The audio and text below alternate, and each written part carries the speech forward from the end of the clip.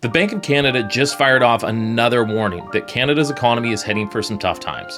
Governor Tiff Macklem has been everywhere this past couple of weeks with speeches, interviews, and headlines all saying the same thing, that things are going to feel pretty rough. But the bank will support us with monetary policy, which translates usually to more rate cuts. But here's the twist.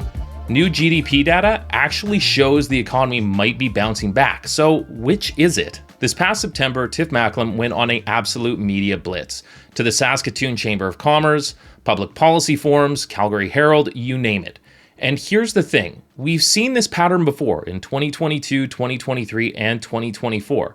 Each time, his September warnings turned out to be true. This time, the message was pretty blunt. Canada's economy is in trouble. Unemployment is ticking up, businesses are pausing on investment, and thanks to trade tariffs, whole industries are under a lot of pressure. Macklem even showed a chart with a blue line showing the old growth and orange line showing the new with tariffs. And surprise, surprise, the orange line never actually catches up. I wonder why he chose orange. The translation of this isn't just a temporary dip. It's a structural change here in Canada. Macklem was clear. He can't undo tariffs. He can't exactly waltz into Washington and say, hey, could you chill on the tariffs and trade wars for a bit? Thanks. What the bank can do is support Canadians during this adjustment period. That means, generally, more rate cuts.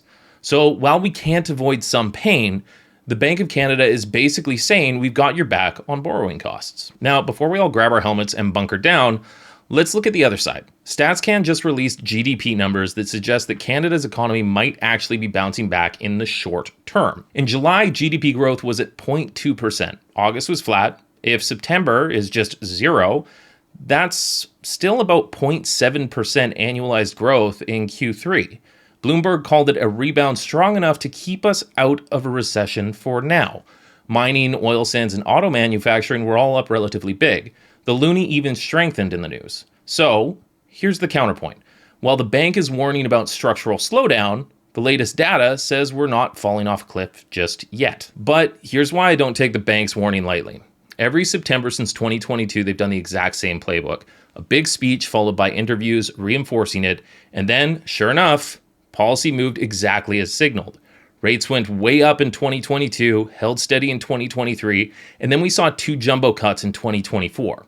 So even if GDP growth shows a short-term rebound, I'd still take Macklem's September message as a pretty reliable signal that more cuts could be coming. Now, here's the part that matters. If you own a home or are thinking of buying one, rate cuts sound great, but don't go sprinting to the lowest variable rate mortgage you can find.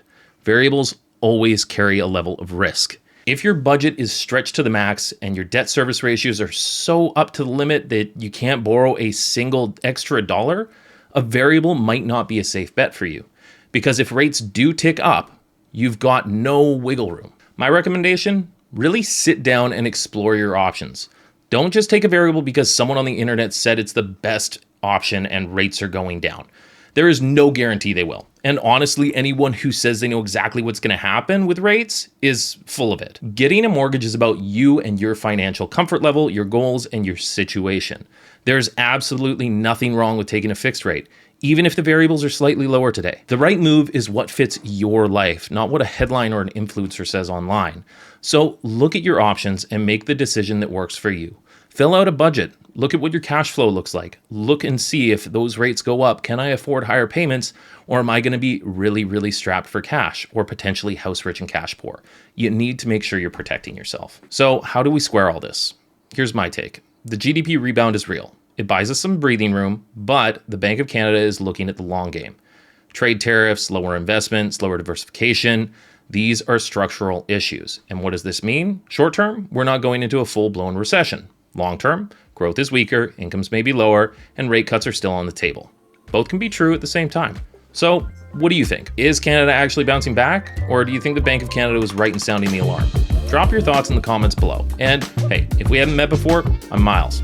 I'm a mortgage broker here in BC, and I make these videos every week to help Canadians cut through the noise on mortgage, housing, and finance. If this is useful to you, hit that subscribe button. And if you're trying to figure this all out on your own and want a mortgage strategy in these uncertain times, book a call. I'll put the link down below in the description. Thanks so much for watching. Hope you have a great rest of your day. We'll chat with you soon.